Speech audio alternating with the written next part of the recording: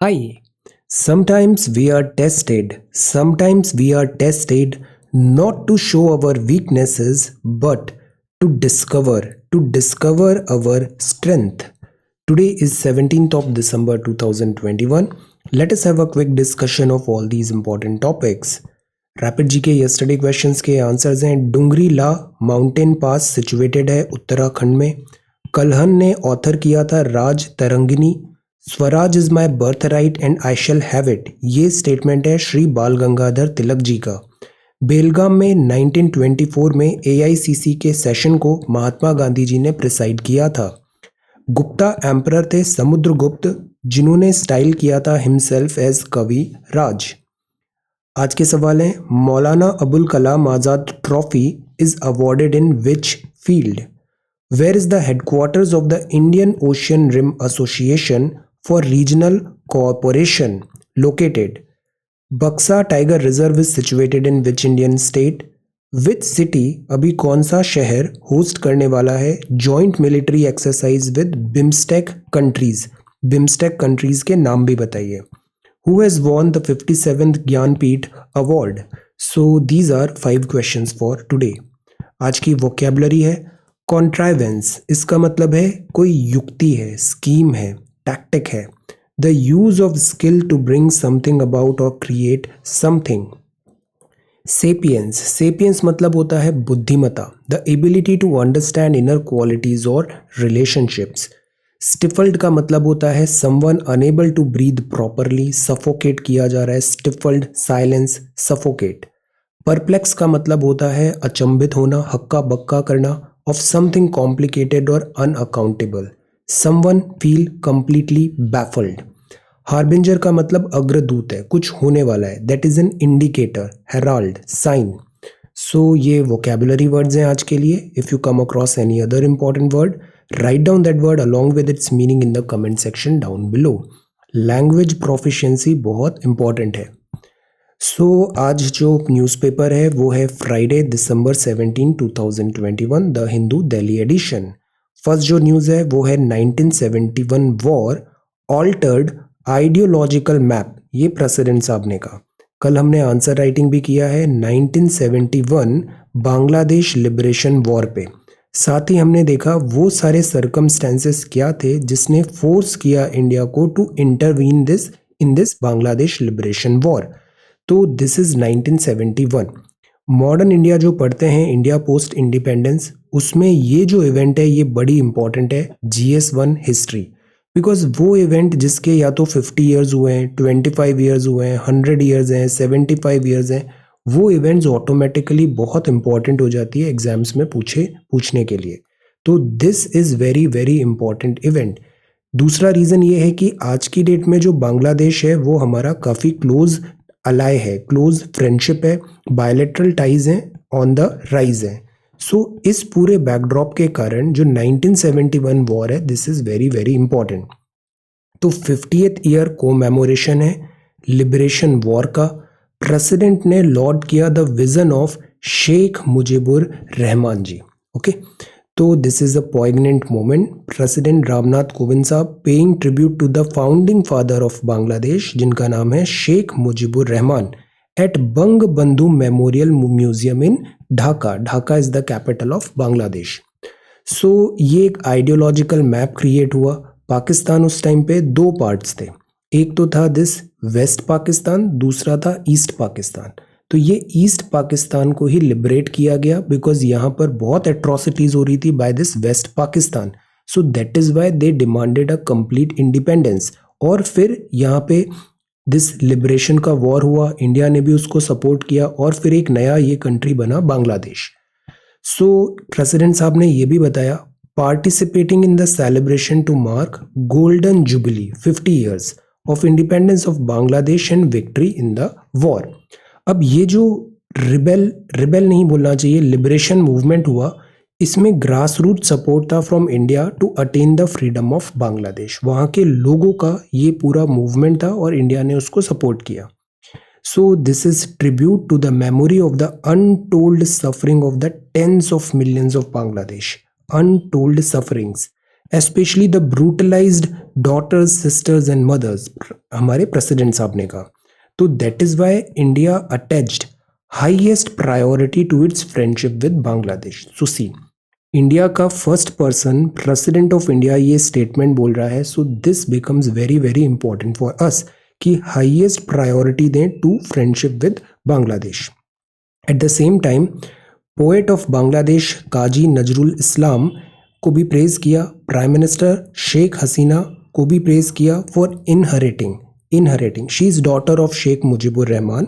सो inheriting her father Bangabandhu Sheikh Mujibur Rahman's rebellious spirit, विद्रोही spirit.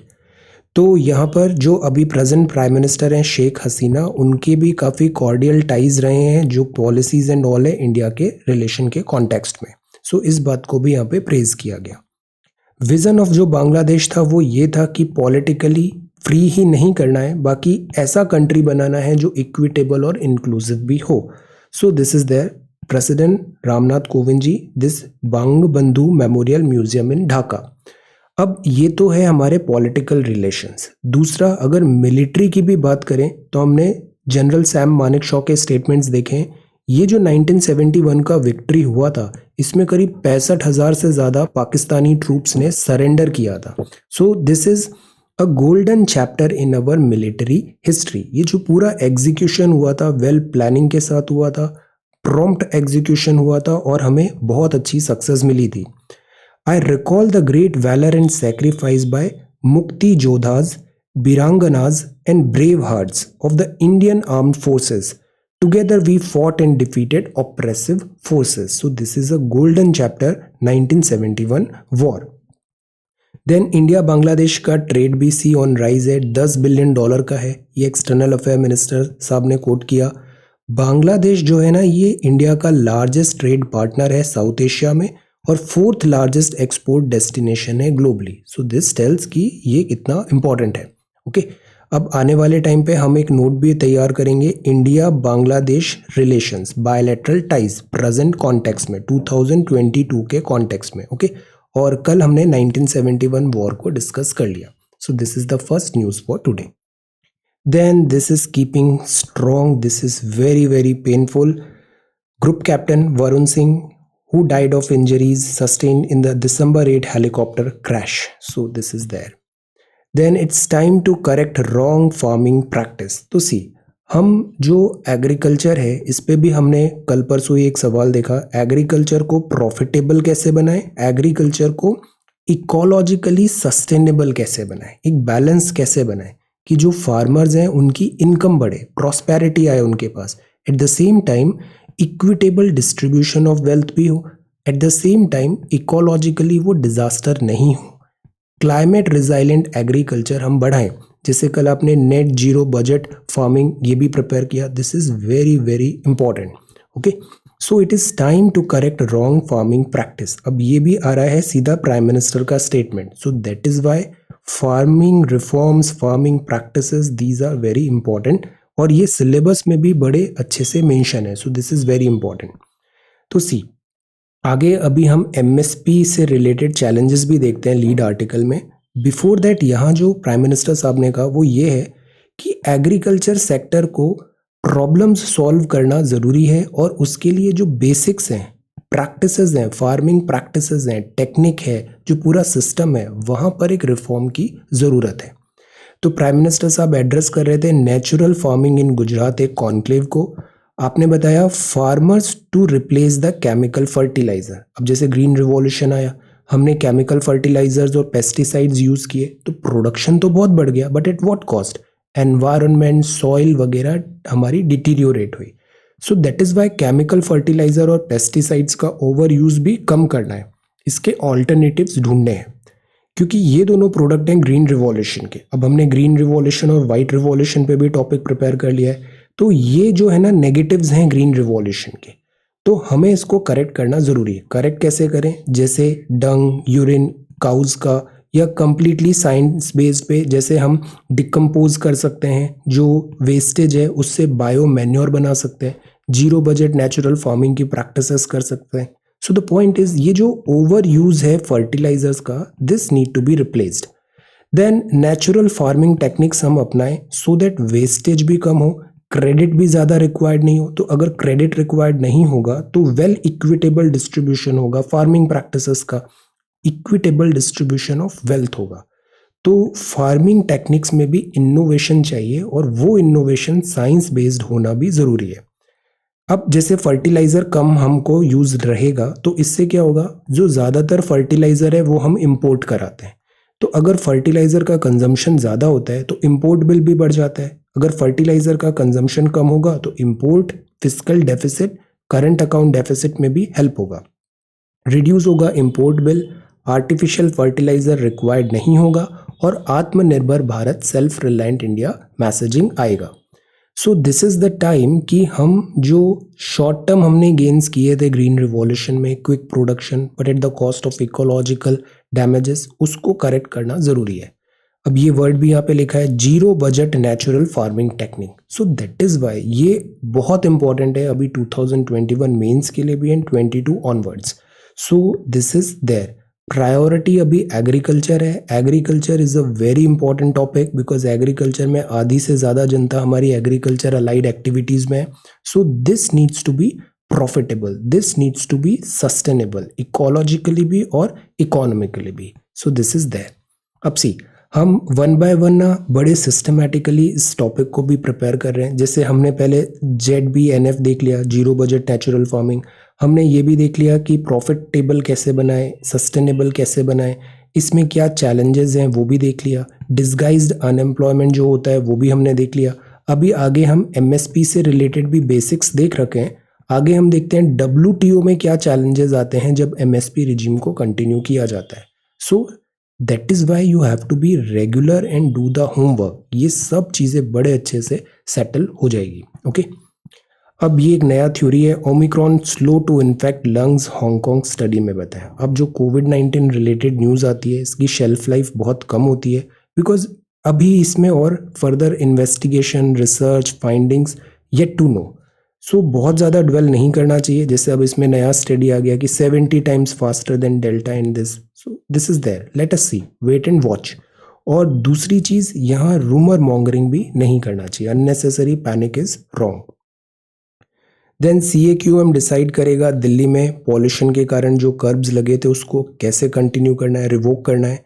And high court stays directive to ban cross gender massage. Metro man Sreedharan साहब quits active politics. Sreedharan, आप बहुत बड़ा नाम है आपका इंजीनियरिंग फील्ड में। और मेट्रो लाइन जो जैसे दिल्ली की मेट्रो है, Kerala, metro man. So this is the front page of the Hindu. Then यहाँ पे बात है, data protection bill has provisions for right to be forgotten. Right to be forgotten, अगर किसी का पर्सनल डेटा है तो वो पर्सनल डेटा है, उस पे उस पर्सन का हक है। तो राइट टू बी फॉरगॉटन होना चाहिए। आप मैनी टाइम्स देखो, आप जैसे सोशल या कॉमर्स वेबसाइट्स होती है, इसमें अकाउंट बनाते हो, if you want to delete that account they do not allow you to do that, specially this Flipkart. So the point is, यहाँ राइट टू बी फॉरगॉटन होना चाहिए, right to be forgotten. Then soul is missing from entertainment today. Then government cut petrol price to curb revenue fall. Actually क्या हुआ दिल्ली में, अब हमने पढ़ा है ना, पेट्रोल डीजल पे 2 टैक्स लगते हैं।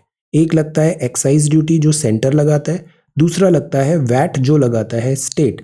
अब हर राज्य अलग है तो वैट का परसेंटेज भी अलग होगा। दिल्ली में, दिल्ली जो UT है इसका वैट अलग है, हरियाणा का वैट अलग है, नोएडा UP का वैट अलग है। तो लोग क्या कर रहे थे, दिल्ली में पेट्रोल डीजल महंगा था तो they go to Gurgaon, they go to Noida और फिर वहाँ से फुल टैंक करा लेते। तो दिल्ली का रेवेन्यू लॉस होने लग गया। तो दिल्ली गवर्नमेंट ने भी अब पेट्रोल प्राइस में रेट कट्स किया है, वैट को कम किया है ताकि ज़्यादा सेल हो यहाँ पे, because people were filling petrol from Noida. तो जो दिल्ली का जो है कंजम्पशन और सेल है वो डिप हो गया था। सो दिल्ली ने भी क्या किया है, दिस कट किया है सेल ऑफ पेट्रोल, बिकॉज कम हो गया था तो रेवेन्यू भी कम हो गया था। तो पर गवर्नमेंट ऐसा बोलेगी कि इन्फ्लेशन को कम करने के लिए हमने यहाँ पे वैट में कट्स किए हैं। This is CAQM, centre air quality commission. ये अभी डिसाइड करेगा कर्ब्स ईज करने हैं या नहीं करने हैं with regard to capital's air pollution. This is time to remember and this is SDMC Nutrition Garden in 48 schools. Up see, this is again very important topic. हम कंटिन्यूसली देख रहे हैं मोटर व्हीकल और ट्रैफिक रोड सेफ्टी के बारे में. Road safety एक बहुत बड़ा डिबेट ऑफ डिस्कशन और फोकस रहा है in past 1 year. City traffic police at the receiving end of road rage. Road rage क्या होता है? अक्सर आप देखना रोड पे लोग जाते हैं, अननेसेसरी एग्रेसिव हो जाते हैं, शॉर्ट टेम्पर्ड हो जाते हैं, अब्यूजिव हो जाते हैं. This is road rage. तो रोड रेज को कम कैसे किया जाए? बेस्ट ऑप्शन तो यही है, people should learn, they should learn to be calm. But अगर यहाँ पे हम पीपल टू पीपल इंटरेक्शन भी कम करें तो भी रोड रेज को काफ़ी हद तक सॉल्व किया जा सकता है. एक्चुअली क्या होता है, जैसे एक पर्सन जा रहा है कार से, उसने कोई ट्रैफिक रूल वायलेट किया, पर्सन को लगता है मैंने वायलेट नहीं किया, बट जो ट्रैफिक ऑफिसर है उसने देखा कि इसने वायलेट किया है. तो यहाँ पे क्या होता है, ऑल्टरकेशन हो जाता है, कई बार विवाद होता है. विवाद में क्या होता है, जैसे हम अक्सर देखते हैं कि ट्रैफिक पुलिस ऑफिसर को एट टाइम्स जैसे बोनट पे ड्रैग कर दिया, इंजरी आ गई ट्रैफिक पुलिस पर्सन को. तो this is wrong. From being dragged on a car's bonnet to getting involved in both verbal and physical scuffle.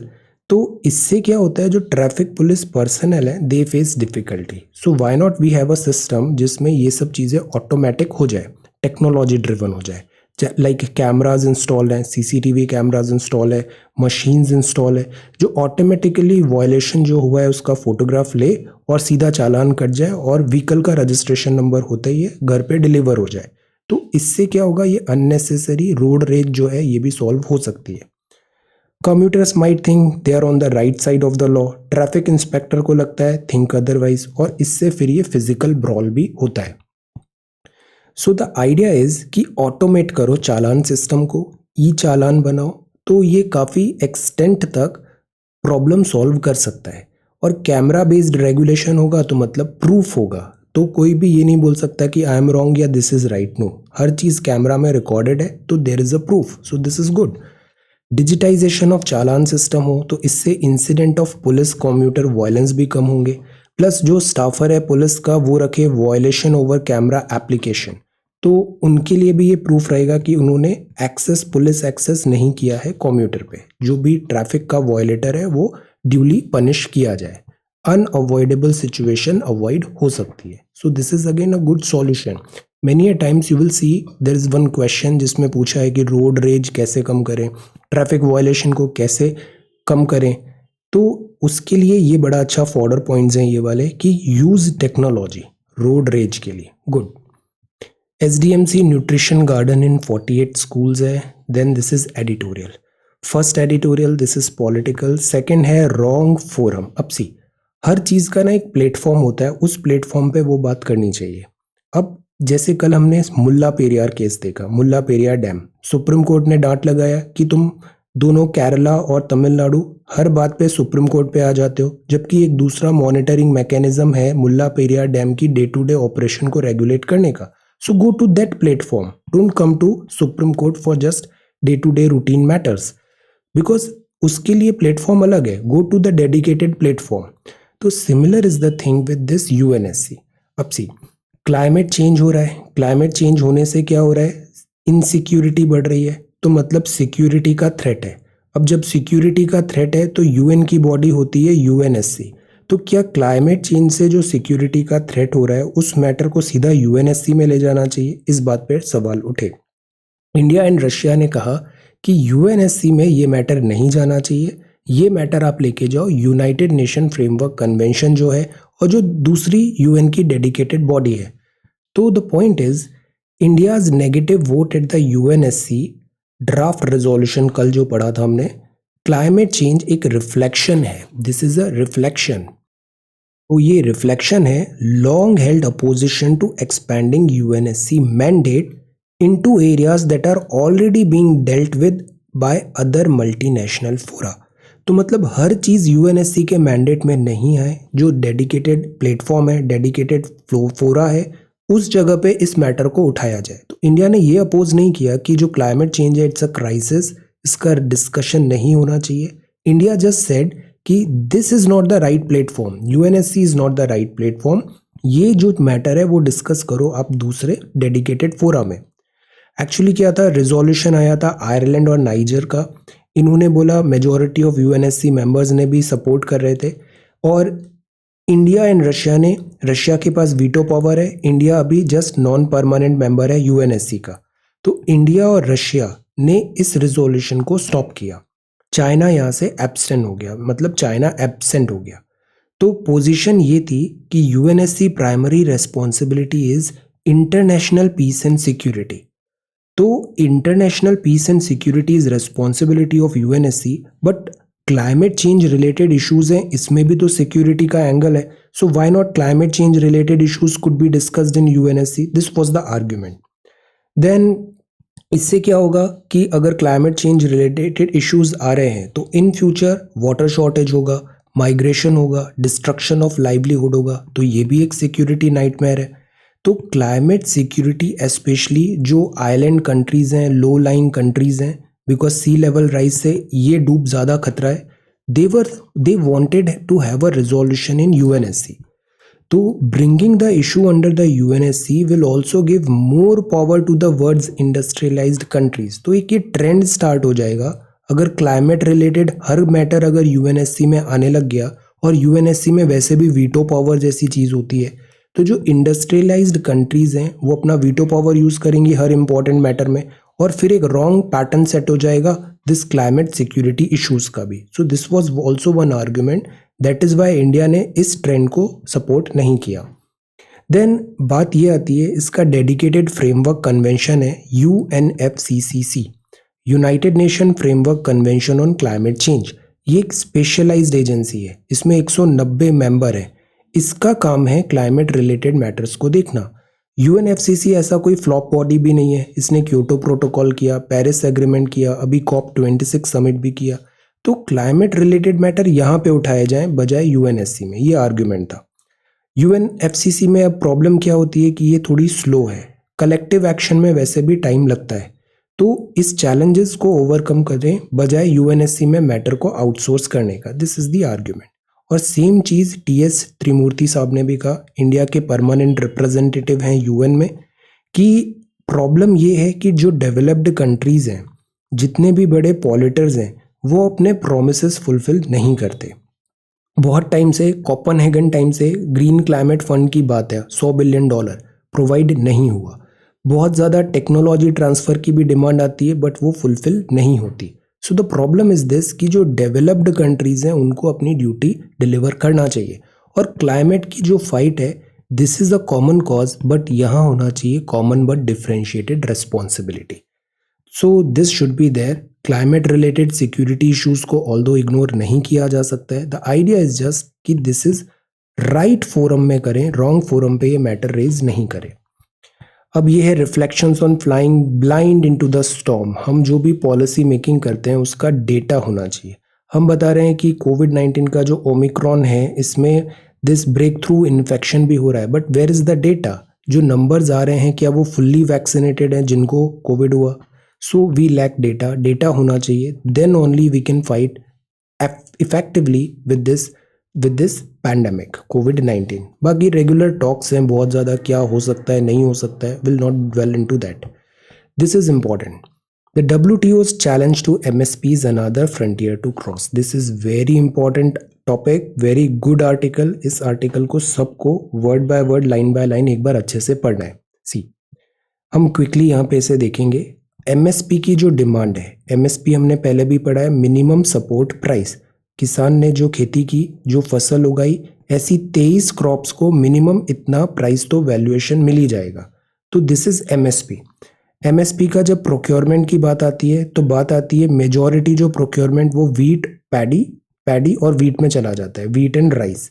Demand ये आ रही है, अभी 3 फॉर्म लॉज आए थे, 3 फॉर्म लॉज थे about reforms in agriculture, but in reforms का protest भी हुआ और फिर ये रिफॉर्म्स को रिवोक कर दिया गया। ये तीनों एक्ट थे जो एग्रीकल्चर के, वो रिवोक हो गए, नल एंड वॉइड। अब बात ये आती है, किसान MSP, a section of farmers demanding MSP as a legal system, legalise करें, गारंटी दें मिनिमम सपोर्ट प्राइस का। दिस इज द डिमांड कि लीगल गारंटी दें मिनिमम सपोर्ट प्राइस का फॉर देयर प्रोड्यूस। तो इस बात से ना अब डिबेट स्टार्ट हो गई है, बहुत सारे इसमें भी डिफरिंग ओपिनियंस हैं। एक सेक्शन बोलता है एमएसपी कर देना चाहिए, इससे बेनिफिट होगा। एक सेक्शन बोलता है इसमें कुछ चैलेंजेस है। आज का जो आर्टिकल है वो हम चैलेंजेस पे फोकस करते हैं।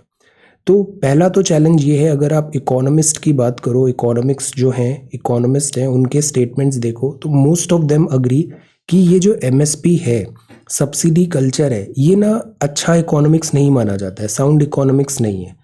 ये फिस्कली बहुत ज़्यादा डेट्रीमेंटल होगा अगर हम सारी 23 क्रॉप्स को एमएसपी जिनके लिए अनाउंस होता है उसको प्रोक्योर करने लग जाए। फिस्कल ये डैमेज करेगा कंट्री की फिस्कल हेल्थ को। सेकंड, दूसरा ये है कि others content that procuring these crops would be a logistical nightmare. जैसे कल ही हमने देखा था food corporation of India, godowns वगैरह ऑलरेडी फुल है, रॉटन हो रहा है वहाँ पे अनाज, अब और अनाज वगैरह इनसे लें क्रॉप्स को, तो लॉजिस्टिक्स कहाँ है उसको रखने का, ये सब चीज़ वेस्ट हो जाएगा। तो this will be a logistical nightmare. तीसरा ये है, और जो जिस पे हम फोकस करेंगे चैलेंज, वो चैलेंज है WTO, वर्ल्ड ट्रेड ऑर्गेनाइजेशन। सी, अगर लीगल गारंटी एमएसपी को देंगे हम, तो ये वॉयलेट करेगा इंटरनेशनल लॉ ऑब्लिगेशन जो है agreement on agriculture of the WTO। अब ये दोनों शब्द क्या हैं, AOA और WTO। तो WTO तो हमने पहले भी आंसर राइटिंग कई बार किया है। World Trade Organization we know, पूरा जो वर्ल्ड का ट्रेड है वो कैसे ज़्यादा एक्सपैंड हो, कैसे bound by rule of law हो, कैसे एफिशिएंट हो, जो ट्रेड बैरियर्स है वो कैसे रिमूव हो, ये सब काम होता है WTO का। WTO के चीफ का नाम पता होना चाहिए, विमेन है from Africa, very very important, World Trade Organization. तो अभी हम फोकस करते हैं AOA में। अब बेसिकली सब्सिडी क्या होता है, सब्सिडी मतलब एक सपोर्ट दिया है किसानों को। जैसे यूरिया 100 का मिलता है, बट सरकार ने कहा हम 60 में दे देंगे, 40 रुपये उसकी सब्सिडी हो गई, गवर्नमेंट वहन कर रही है ताकि फार्मर्स पे ज़्यादा बोझ नहीं आए। So this is subsidy.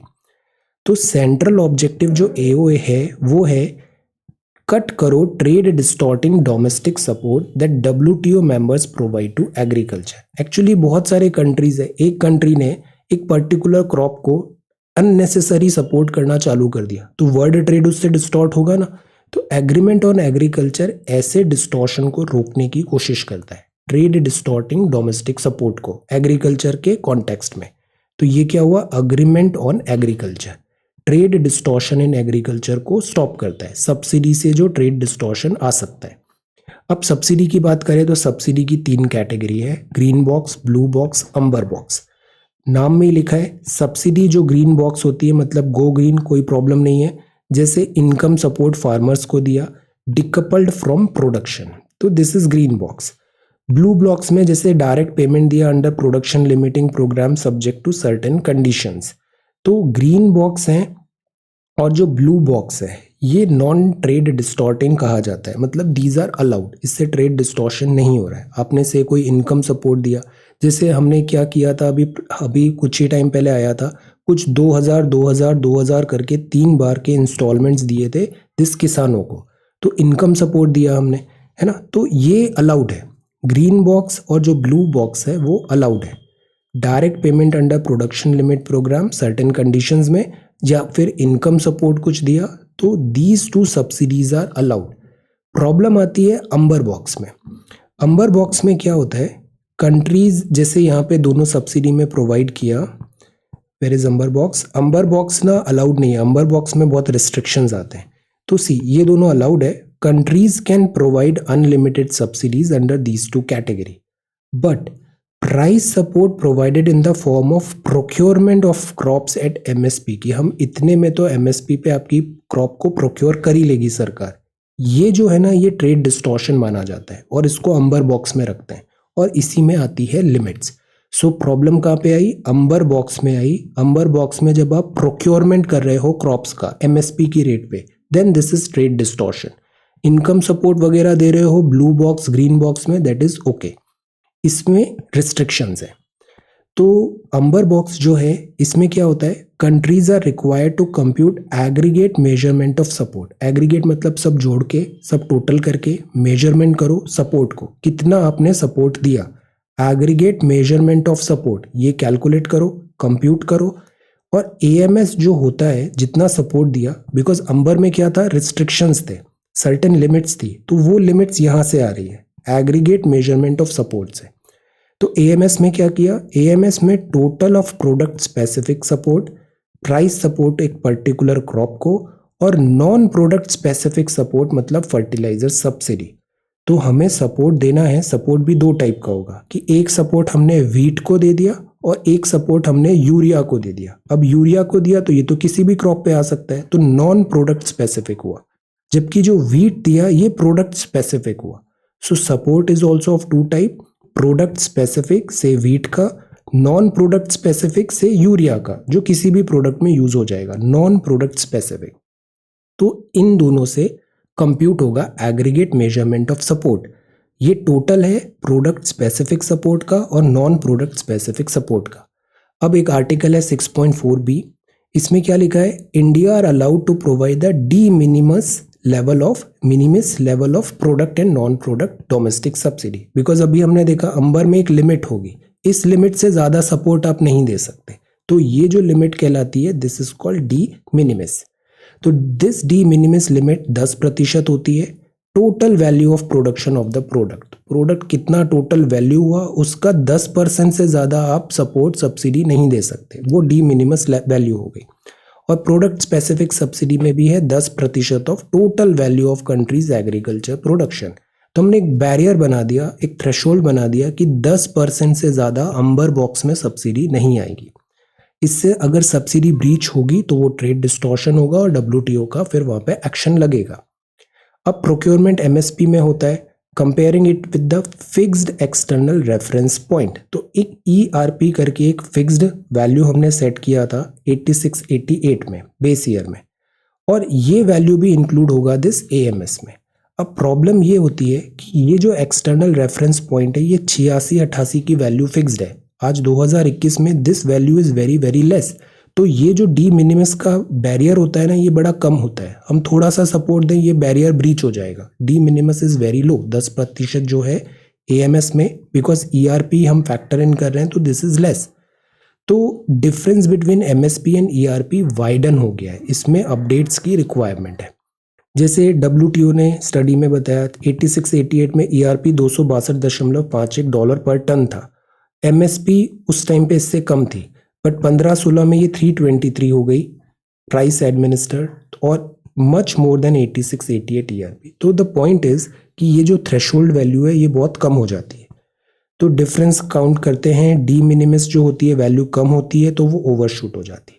अब हम एमएसपी तो 23 क्रॉप के लिए अनाउंस करते हैं, बट प्रोक्योरमेंट सबका नहीं होता। प्रोक्योरमेंट अगर सबका होने लग जाए as against the current practice जिसमें प्रोक्योरमेंट लार्जली पैडी, राइस और वीट का होता है, तो क्या होगा, ये थ्रेशोल्ड लिमिट वैसे ही कम है और इसको हम बहुत इजीली ओवरशूट कर लेंगे, और ओवरशूट करेंगे तो डब्ल्यूटीओ हम पे लीगल चैलेंजेस लगा के सैंक्शंस लगा देगा। So that is why MSP को लीगलाइज करना भी एक बहुत बड़ा चैलेंज है डब्ल्यूटीओ के मैंडेट में। अब गवर्नमेंट क्या करती है कि हम डायरेक्टली हम प्रोक्योर नहीं करेंगे, थर्ड पार्टी के थ्रू प्रोक्योरमेंट करा देंगे, जैसा शुगर केन में होता है। तो गवर्नमेंट शुगर केन में यही करती है कि इंडिया जो है ना, प्राइवेट लोगों के थ्रू गवर्नमेंट उनको बोल देती है इतना फिक्स्ड प्राइस है, इतने में ही बिकेगा और प्राइवेट पार्टी इतने में ही खरीदेगी। अब डब्ल्यूटीओ इस पे भी ऑब्जेक्शन उठाता है। India measures concerning sugar cane and sugar cane concluded India breach de minimis limit in case of sugar cane, offering guaranteed price paid by sugar mill to sugar cane farmer. Sugar cane में सरकार ने खुद नहीं खरीदा पर बता दिया कि इतने से ज्यादा बाकी लोगों को खरीदना पड़ेगा मिनिमम इसमें, तो वो भी ट्रेड डिस्टॉर्शन में आता है। अब क्या होता है, यहाँ हम ब्रेक तो कर ही रहे हैं बट एक पीस क्लॉज लाते हैं। पीस क्लॉज क्या होता है कि अब सी वायलेशन तो हो रहा है बट सैंक्शन से बचने के लिए एक पीस का मैकेनिज्म करते हैं। मैकेनिज्म का मैंडेट ये होता है कि हम जैसे वीट और राइस ले रहे हैं, दीज आर वेरी बेसिक, तो MSP backed food security programme जैसे नेशनल फूड सिक्योरिटी प्रोग्राम है, इसमें बहुत सारा हमें प्रोक्योरमेंट चाहिए होगा हर किसी को फूड प्रोवाइड करने के लिए। तो उस केस में अगर डी मिनिमस ब्रेक होगा तो वो वायलेशन नहीं होगा डब्ल्यूटीओ अंबर बॉक्स सब्सिडी के अगेंस्ट, बिकॉज यहाँ पे आ गया पीस क्लॉज।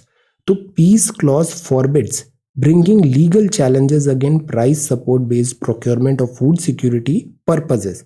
मतलब फूड सिक्योरिटी पर्पस के लिए अगर आप प्रोक्योरमेंट कर रहे हो तो उधर अगर डी मिनिमस लिमिट क्रॉस भी हुआ तब भी आपको लीगल चैलेंजेस डब्ल्यूटीओ के नहीं आएंगे. This is called peace clause. तो this is there. But peace clause जो है उसकी कंडीशन ये है कि डेवलपिंग कंट्रीज को सपोर्ट प्रोवाइड करना है स्टेपल फूड क्रॉप्स में public stock holding programs for food security, जैसे कि पब्लिक डिस्ट्रीब्यूशन फूड सिक्योरिटी के थ्रू हम दे रहे हैं. बट इसमें कौन सी क्रॉप्स हैं? इसमें केवल स्टेपल फूड क्रॉप्स है. अगर हम सारी क्रॉप्स को देने लग जाएंगे तो पीस क्लॉज होगा ना, वो वायलेट हो जाएगा. तो this is there. Subsidy notify अगर होता भी है तो हमें डब्ल्यूटीओ को बताना पड़ता है कि डी मिनिमस लेवल से हमने क्रॉस कर लिया है. अगर इंडिया पीस क्लॉज को डिफेंड नहीं कर पाएगा, अगर हम सारी क्रॉप्स को दिस अंदर जैसे कॉटन, ग्राउंडनट, सनफ्लावर सीड, इस पे भी लीगलाइज्ड एमएसपी करेंगे तो हम पीस क्लॉज के थ्रू डिफेंड नहीं कर पाएंगे. This is one challenge. Then क्या होगा? इंडिया को रिकैलिब्रेट करना पड़ेगा फूड प्रोडक्ट सपोर्ट प्रोग्राम्स वगैरह. फ्लेक्सिबिलिटीज कैसी है? Agreement on agriculture. तो हमने यहाँ क्या टर्म देखा कि 3 सब्सिडीज होती है, अंबर box, blue box, green box. Amber box में आता है प्रोक्योरमेंट एंड ऑल. प्रोक्योरमेंट में डी मिनिमस एक लेवल आता है. डी मिनिमस लेवल अगर फूड स्टेपल के लिए क्रॉस हो रहा है तो वो गुड है, अलाउड है अंडर पीस क्लॉज. बट अगर सारी क्रॉप्स जैसे शुगर केन, सनफ्लावर, कॉटन के लिए भी हम यूज करने लग गए तो फिर पीस क्लॉज हमें डिफेंड नहीं कर पाएगा. सो दीज आर चैलेंजेस जो एमएसपी में हैं. आर्ग्यूमेंट्स क्या हो सकता है कि हम एमएसपी के बजाय price based support form MSP दें, इनकम बेस्ड सपोर्ट दें. बिकॉज इनकम बेस्ड शुरू में देखा था अपन ने, ग्रीन और ब्लू में अलाउड है, तो उससे अंबर बॉक्स में नहीं आएंगे हम. बट अब प्रॉब्लम क्या आएगा कि अभी इतना ज़्यादा डिस्ट्रस्ट क्रिएट हो गया है फार्मर्स और गवर्नमेंट में कि किसी भी टाइप का रिफॉर्म लाना एक बहुत मुश्किल काम होगा. तो दिस इज द प्रॉब्लम. और ये पता है मिस इन्फॉर्मेशन, डिस्ट्रस्ट वगैरह कैसे होता है? बहुत कुछ होता है this social media, public media campaign के through. You will see, I also see many of my friends जिनको A for apple, B for ball भी नहीं पता है एग्रीकल्चर का, but they post so much of this compassionate and this post. They even don't know कि which direction they are under this propaganda. So this we need to understand कि जो basics है, जो लॉजिकल फैक्ट बेस्ड बातें हैं, उसको हम encourage करें. और रिफॉर्म्स ज़रूरी है एग्रीकल्चर में. अब यहाँ ये बात नहीं है कि फार्मर राइट है, गवर्नमेंट राइट है. बात ये है एग्रीकल्चर को कैसे सपोर्ट करें, हम आगे कैसे बढ़ाए. This should be our priority. Okay, so government needs to engage with the farmers, एक अफेबल एनवायरनमेंट बनाए, कन्विंस करें कि किस तरीके से एग्रीकल्चर में रिफॉर्म्स लाए. बिकॉज जब तक एग्रीकल्चर नहीं होगा ना, तब तक रिफॉर्म्स नहीं आएंगे ना, इकोनॉमिकली और इकोलॉजिकली सस्टेनेबल, हमारी प्रॉब्लम सॉल्व नहीं होनी है. So we need to come together and find solution. This should be the way forward. And this is not about right और wrong. This is about agriculture को कैसे produce better करें, equitable wealth distribution करें, genuine problems कैसे solve करें. This should be the way forward. अब ये AFSPA है, आफ्सपा भी अपनी एक्सपायरी डेट पे आ गया है. इसको कंटिन्यू क्यों किया जाए, इस बात पे आर्ग्यूमेंट्स है. Reporters COVID dilemma, reporters frontline staff, they risk their life to bring you this ground reports. Reporters COVID dilemma. Then अब बात है CDS का, चीफ ऑफ डिफेंस स्टाफ. तो नए CDS का अभी स्टार्ट हो गया है. This name within a week आ जाना चाहिए. प्रोसेस स्टार्ट हो गई है. मीनवाइल जो आर्मी चीफ हैं ये अभी सीनियर मोस्ट हैं ट्राई सर्विस में, तो ये अभी हेड कर रहे हैं COSC. पहले क्या था, chief of staff committee by default CDS head कर रहा था, बट अभी जनरल नरावाने साहब आर्मी चीफ के हेड कर रहे हैं tri service, because he is senior most. तो general Rawat 27th army chief थे 2016 से 2019. 2020 में आप CDS बने थे. CDS में 65 साल मैक्स एज था, कोई फिक्स्ड टेन्योर डिफाइन नहीं था. तो दिस वॉज देयर.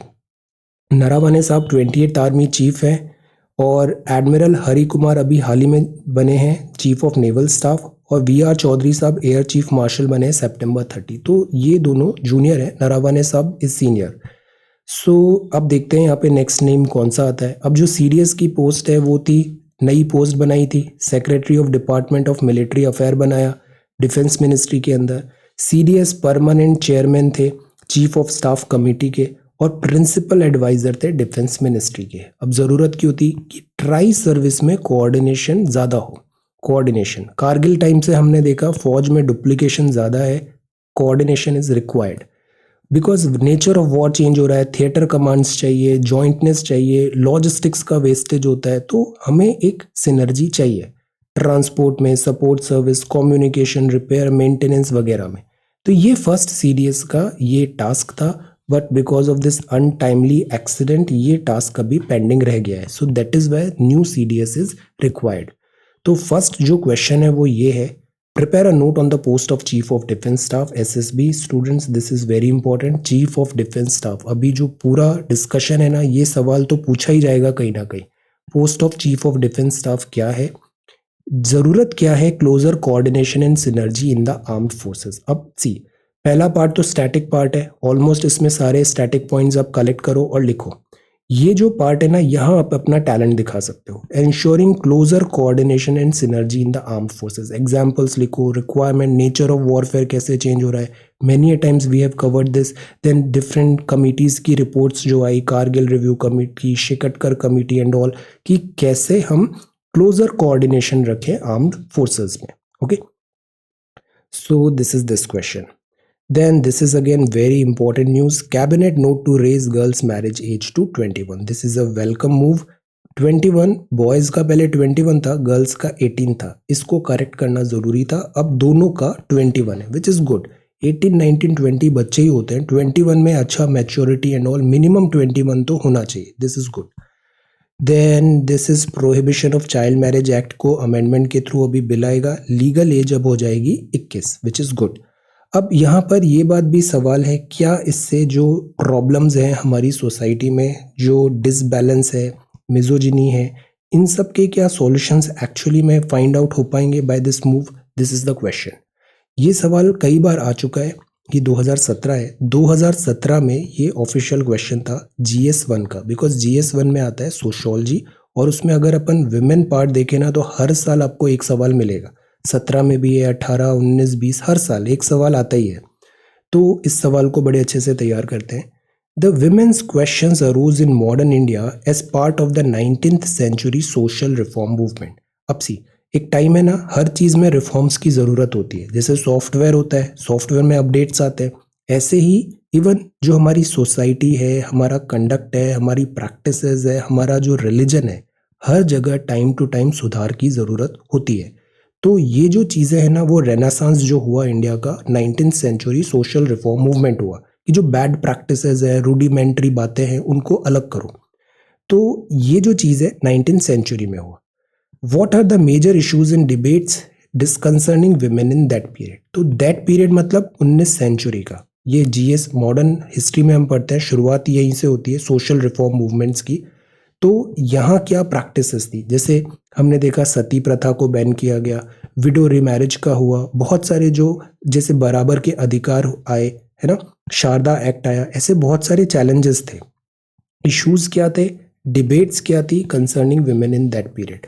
तो ओवरऑल हम इसको भी टच करते हैं 19th सेंचुरी, और बाद में मॉडर्न कॉन्टेक्स्ट का भी इस पर एक एक्स्ट्रा लेयर डाल देंगे अपन, सो दैट ये 2021 में भी यूटिलिटी बढ़ जाए इस सवाल की, and try to answer this question. Okay, think this is again a very very good question. Okay, so this is there, Putin, Modi and Xi meet soon. तो पुतिन रशियन हमारे प्राइम मिनिस्टर साहब और president of this China, अभी यहाँ पे meeting होगा। Late us सी यहाँ पे क्या होता है, RIC, Russia India China framework. Then Omicron parties and metroman quits active politics. Mister Jaishankar साहब ने कहा Delhi Dhaka trade ties, these are very important points जो हैं, ट्रेड से रिलेटेड, सिक्योरिटी से रिलेटेड, और जो कल्चरल और हिस्टोरिकल जो गुडविल है इंडिया और बांग्लादेश की। India marks 50 years of 1971 war, this is there, homage war memorial, golden chapter है इंडियन मिलिट्री हिस्ट्री में ये। ओके, तो दिस इज स्वर्णिम विजय वर्ष। The nation's interest always trumps individual interest. Very good line. Nation's interest always trumps individual interest. Data protection bill में practical होना भी ज़रूरी है, privacy रखना भी ज़रूरी है। यहाँ वेदर रिपोर्ट अभी मांगी गई है, chopper crash, industry presses for booster dose.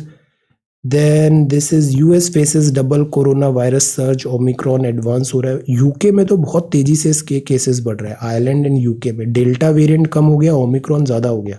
अब एक और थ्रेट है, अगर ये दोनों मिल गए तो मतलब this is deadly. US imposes sanctions against China over abuse of Uyghur. तो this is again one thing जिसमें वर्ड को बोलना चाहिए, यूगुर पे जो वायलेंस कर रहा है चाइना। सुपर टाइफून है फिलीपींस में, राई, नो न्यूक्लियर इमेजेस ऑफ आईए until curbs, and Iran nuclear power बनने की एम्बिशंस रखता है। एफडीआई डिक्लाइन होगी बाय 20% फाइनेंशियल ईयर 2022 में, ये कहा गया। रुपी भी इतना स्ट्रांग है नहीं। Slow down follows very strong inflows in services sector in second half of 2020। So economy के जो वो टर्मिनोलॉजीज है वीडियो बनाना है, अभी मुझे टाइम मिल नहीं रहा है, 2 वीडियोस में ही बहुत हेक्टिक हो रहा है schedule. Give me some time, इसको कुछ करता हूँ मैं। तो ये जो रुपी है ये क्या हुआ, डिक्लाइन हुआ। अब ये जो चीज़ होती है ना, ये एप्रिशिएशन डेप्रिशिएशन होता है। एप्रिशिएशन क्या होता है, रुपी की डिमांड बढ़ने लग गई, डॉलर की डिमांड कम हो रही है, रुपी की डिमांड ज़्यादा हो रही है। तो रुपी की डिमांड बढ़ रही है तो रुपी मतलब जैसे पहले अभी 75 हो गया है, रुपी की डिमांड बढ़ने लगेगी तो 70 रुपए का $1 हो गया। मतलब रुपी मजबूत बना ना, $1 के लिए केवल 70 रुपए देने पड़ रहे हैं। रुपी और मजबूत होगा तो $1 के लिए आपको 60 रुपए ही देने पड़ रहे हैं। तो रुपी एप्रिशिएट हो रहा है। डेप्रिशिएट कैसे होगा, जैसे कल तक 70 रुपए का $1 था, अभी 75 का $1 हो गया, तो रुपी डेप्रिशिएट हुआ। एप्रिशिएशन और डेप्रिशिएशन होता है ये मार्केट फोर्सेस के हिसाब से होता है, किसकी कितनी डिमांड है एटसेट्रा। पर जो वैल्यूएशन डी वैल्यू करना ये गवर्नमेंट की पॉलिसी होती है। जैसे चाइना अक्सर अपनी करेंसी को डी वैल्यू कर देता है, कि अचानक से चाइना ने बोला 60 की जगह से 50 का हो गया तो डी वैल्यूएशन हुआ। वो ये इसलिए होता है ताकि चाइना का एक्सपोर्ट कॉम्पिटिटिव हो जाए। डी वैल्यूएशन करना is not a good practice eight times. Trump इसी बात पे लड़ाई करता था चाइना से कि चाइना हैबिचुअल ऑफेंडर है, डी वैल्यूएशन करता है अपनी करेंसी का। सो यहाँ पर बाकी जो एप्रिशिएट डेप्रिशिएट है वो मार्केट फोर्सेस के अकॉर्डिंग होता है। एफडीए में डिक्लाइन 20% इन दिस। अब फॉरेन डायरेक्ट इन्वेस्टमेंट भी अब कम हो सकता है, let us see. Asian net inward, Fed ने sees 3 rate increases, inflation battle. अब यहाँ पे भी सेम, यूएस सेंट्रल बैंक भी यही प्रॉब्लम फेस कर रहा है जो आरबीआई, इन्फ्लेशन और ग्रोथ रिकवरी। अब सी आईएमएफ की चीफ है गीता गोपीनाथ, आपने भी यही कहा कि रेगुलेशन जरूरी है crypto currency. It is a challenge for emerging market, इसको हम कैसे रेगुलेट करें। देन पावर डिस्कॉम्स हैं, ओला and poultry, this good. Then this is sports, और ये है the crux of the tomato, price hike. Tomato बहुत ज़्यादा अभी महंगा हो गया था, कॉस्टली चीप। पॉलिटिंग इंडस्ट्रीज के ये नंबर हैं, ग्रॉस पॉलिटिंग इंडस्ट्रीज, कुछ industries very very polluting identify किया है। इंडिया की न्यूक्लियर कैपेसिटी है 22,480 megawatt, this is nuclear power plants. Outstanding dues इतने हैं डिस्कॉम के। रेवेन्यू स्पेस से बड़ा अच्छा हो सकता है because space is next big thing. इसके लिए हमारे पास न्यू स्पेस इंडिया लिमिटेड है, ये कमर्शियल ब्रांच है इसरो की। बात क्या थी, प्राइवेट सेक्टर को भी बढ़ाओ, प्राइवेट सेक्टर की जैसे सैटेलाइट्स, फॉरेन की सैटेलाइट्स भी as a business model develop करो स्पेस को। तो this is revenue from space, $35 million. Pending RTI appeal, तो टेक्स्ट एंड कॉन्टेक्स्ट था। देन यहाँ पे है about this marriage age misconception, ये बात लिखा है कि केवल एज बढ़ाने से जो सोसाइटी में प्रॉब्लम्स हैं वो सॉल्व नहीं होगी, much to be desired. Okay, then these are journals, this good. So this is the Hindu newspaper. 2 सवाल है यहाँ पे, this is CDS and this is about 19th century social reform movement. Both are very high yielding topics. So thank you so much for watching this video. Take care, study well and be safe.